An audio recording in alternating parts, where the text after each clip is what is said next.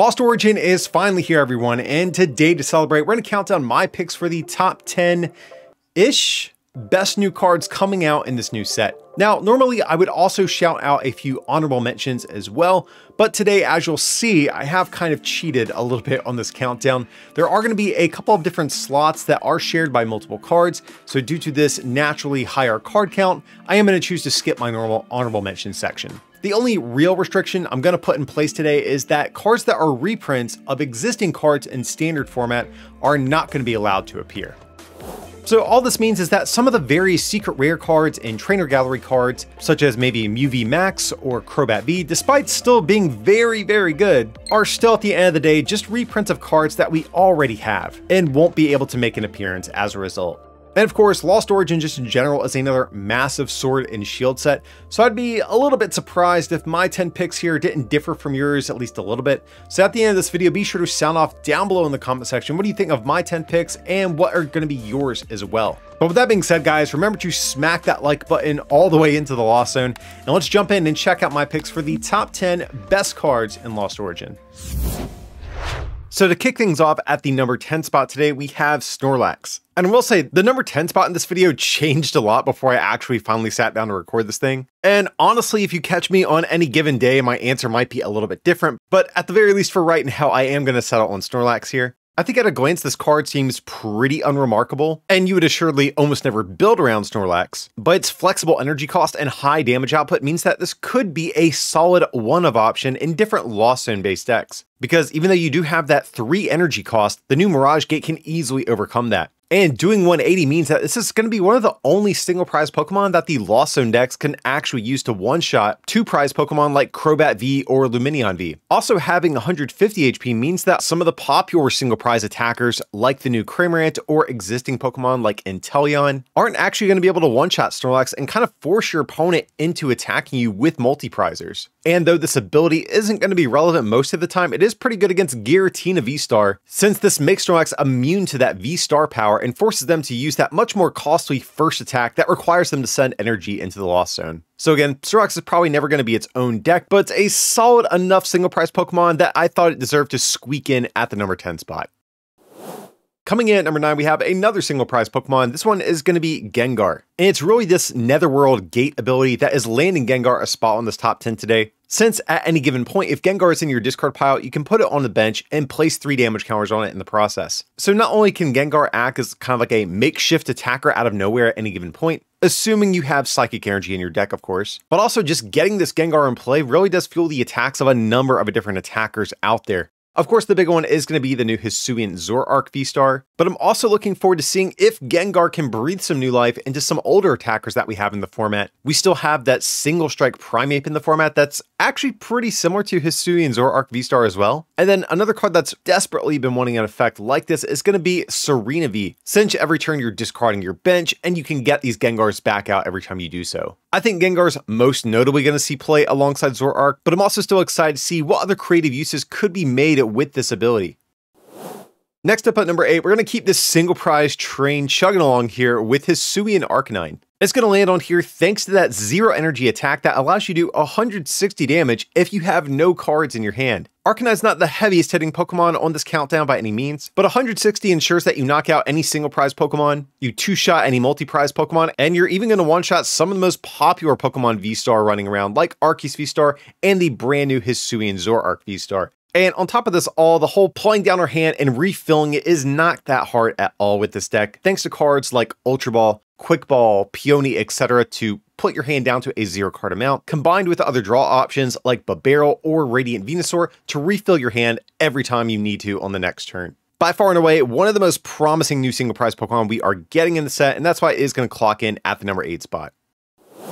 Next up at number 7, we finally made it to our first multi-prize Pokemon of this countdown, and that is going to be the brand new Hisuian Goodra VSTAR. So while its dragon sibling Giratina VSTAR in the same set here is all based around doing giant one-hit KOs, Goodra, on the other hand, is based around tanking and denying your opponent's KOs, and I think it does a pretty good job of that too. has the Rolling Iron attack that does 200, and you reduce damage done to Goodra by 80 on your opponent's next turn. So here we have a constant 80 reduction, and that's not even counting additional tanking options like Radiant Gardevoir. And if all of this isn't enough, we even have the new Fantina supporter card that can give us an additional minus 120 reduction to ensure Goodra's going to be around for several turns at a time. But even once your opponent does finally manage to get some damage to stick on this thing, it still has that V-Star power that allows you to heal all of the damage from this Pokemon. Now, Goodra is going to be a little bit lower on this list, mainly due to the clunky attack cost that it has, of course, being a Dragon Pokemon. But with all the attention in Lost Origin being given to these new one-hit KO-oriented decks like Zoroark and Giratina, I think there's definitely a good chance Hisuian Goodra V-Star could wind up being a solid sleeper card in this set.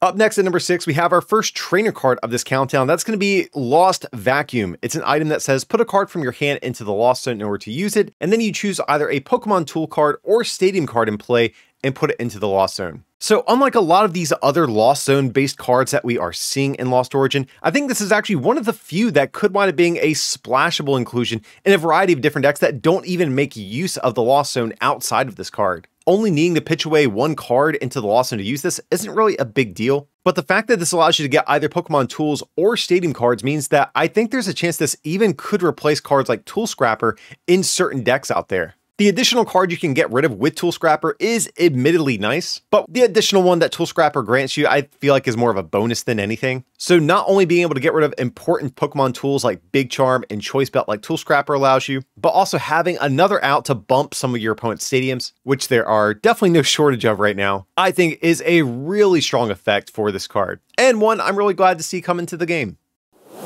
Marking the halfway point on this countdown, we have Radiant Gardevoir. And Radiant Gardevoir is really going to climb all the way up this high because of this ability. All of your Pokemon take 20 less damage from attacks from your opponent's Pokemon V after applying weakness and resistance. So while I don't expect Radiant Gardevoir to have an insanely long lifespan, given that Pokemon EX are on the horizon in the upcoming Scarlet and Violet sets, but as long as Pokemon V are running around, this has to be on your short list of potential Radiant Pokemon to include in your deck. A 20 reduction doesn't seem like a whole lot, but we've seen how impactful just a slight bump in damage with cards like Choice Belt have been. And similarly, a 20 reduction can sometimes change a one-hit KO to a two-hit KO. So just think of the Hisuian Goodra we looked at earlier on this countdown. Or another good example could actually be Giratina V-Star coming out in this set. Has 280 HP, it does 280 damage, so if you are in a mirror match, a card like Radiant Gardevoir could be great to really give your list an edge in these certain situations. That being said, Radiant Greninja is still the best Radiant Pokemon for most decks running around, so Gardevoir does have some stiff competition, but it is still a card I'm pretty confident will see play. So next up at the number 4 spot, this is going to be my first instance of kind of cheating on this countdown here. We have two cards sharing this spot. That is going to be the new Cramorant and the new Sableye. So while Giratina V-Star is going to make quick work of multi-prize Pokemon running around, Cramorant and Sableye both provide sort of a unique role by offering these decks a good opening Pokemon and closing Pokemon respectively, with Cramorant quickly being able to pick off low HP single prize Pokemon thanks to this ability that allows it to attack for free if you have 4 cards or more in the Lost Zone. So while you're waiting to hit that magic 7 number to activate Mirage Gate, you can still start putting on some pressure as early as turn 1 and start taking KOs on low HP Pokemon like Sobbles, Comfies, maybe even opposing Cramorant. And likewise, in the late game, Sableye can spread 12 damage counters for just a single energy, giving you another way to pick off any remaining low HP Pokemon that still might be on your opponent's field. So again, they might not be as flashy as some of these other Lost Zone based attackers, but they absolutely have a role to fill, and I think we'll assuredly see play, which is why they are climbing up so high here to the number 4 spot. Alrighty guys, we are getting down to the final stretch of cards, but next up at number 3, we have Hisuian Zoroark V-Star. So even though we have a ton of great Lost Zone based cards in the set, as the name would pretty much suggest, Zoroark here is not content with those stealing the spotlight, because Zoroark V-Star, it has that attack for just 2 colorless energy and does 50 for each of your Pokemon that has any damage counters on it. So if we combine the Gengar that we saw earlier on this countdown with cards like Gapejaw Bog, the new Damage Pump, and a single double Turbo Energy attachment, we can actually hit for 280 damage, which means this card's knocking out all of the most popular Pokemon V-Star in the game. And with cards like Choice Belt and Radiant Hawlucha, It's even within striking distance of some of the remaining Pokemon V Max that are running around. And much like in the case of Arceus VSTAR, Zoroark also has a great VSTAR power that improves its consistency massively by allowing you to discard your hand and draw 7. So if you played a Professor's Research and still haven't hit what you needed for turn, well, guess what? You can essentially do it all over again and keep digging through your deck. Again, I know the Lost Zone is the big sort of new mechanic we're getting with this set, but don't forget about some of these normal cards like Zoroark here, as I think this thing can still go toe-to-toe with those and a lot of the other best cards that are in the format. But up next, coming in at the number 2 spot, and maybe a little bit surprisingly, we have Giratina VSTAR. So I know a lot of people probably expected this to be the number 1 spot here, but don't get it confused. Giratina VSTAR is still a great new attacker we're getting in Lost Origin. Even just in terms of its base stats, I think this card is a winner. 280 HP means this is right up there with the other tankiest Pokemon VSTAR in the game. But unlike some of these other dominant cards like Arceus VSTAR and Origin Palkia, Giratina being a dragon type means that it doesn't have a weakness that's easy to be exploited against. And when we combine that with 2 different attacks here that both can take one-hit KOs on pretty much anything that gets in its way, means that this card is an absolute unit. And also, even though its VSTAR power requires you to have 10 cards in the Lost Zone to get this one-hit KO, between cards like Comfey, Colress, and even the first attack here that pitches energy into the Lost Zone, I don't think it's going to be very difficult to get Giratina up and running. So Giratina is not only at the top of its HP bracket, it has no weakness, and has 2 different attacks that allow it to one-shot anything in the game, even Pokemon V Max. Yeah, you could say the card's pretty good, and that's putting it lightly. So again, guys, I hope you can forgive me for not putting Giratina at the number 1 spot, but I still think this is an incredible new card, and that's why ultimately it did wind up taking the number 2 spot on this list. So of course, that then begs the question, if Giratina is not taking the top spot, then what is? So climbing all the way up to the number 1 spot is going to be what I would just call the Lost Engine as a whole. Again, I'm going to cheat a little bit. We're cramming a couple of cards into one spot on this countdown, but these cards are all sort of part of the same engine, and you can't really play one without the other in most cases. So that's going to be a combination of Comfey, Colress's Experiment, and Mirage Gate. This is going to be the backbone of what is making all of these Lost Zone decks even possible. The new Mirage Gate provides some pretty great energy acceleration, allowing you to accelerate multiple types of energy. But of course, the big downside is you have to wait until you have 7 cards in the Lost Zone. And to set this up, that of course is where Comfey and Colress's Experiment is going to come into play here, by not only allowing you to pitch away cards into the Lost Zone, but also giving your deck a consistency boost and helping it get set up in the process. So obviously we can play this alongside cards like Giratina VSTAR that we just looked at, but for me, one of the big reasons that made me catapult these cards all the way up to the number 1 spot is due to the sheer flexibility they have as a potential engine. Really, we can use this with any deck that has at least 1 colorless energy in their multi-energy attack cost. But also, as we see sets get rotated in and out over time, certain types in the game find themselves without great energy acceleration from time to time, and this engine could sort of fill that void when those sorts of instances happen.